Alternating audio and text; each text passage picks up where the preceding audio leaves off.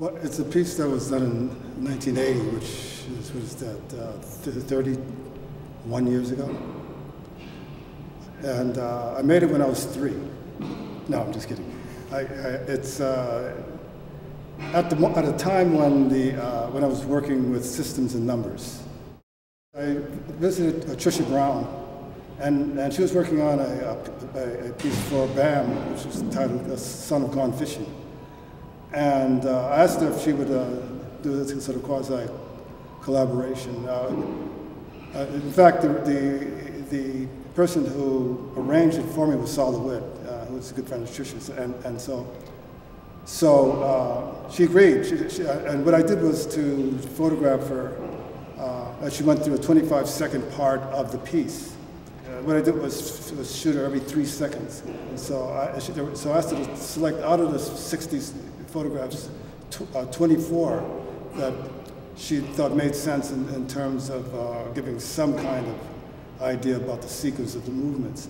So she did, and then and the work was made up of 12 sets, or a couple, 2 photographs that actually followed the sequence of the dance. The plotting system is simply plotting the shape of the object over time. But so in the large piece, I plot them in the actual time sequence of the dance. And in these, I randomize the sequence of photographs, and I do the same plotting system. But the sequence of photographs now have been randomized. They have to be hand drawn. You know, the numbers have to be hand done. So even the grid is hand done.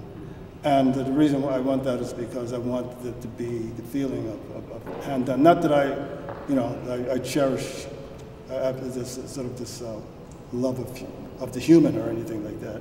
What I'm more interested in the vagaries that happen in hand-produced work.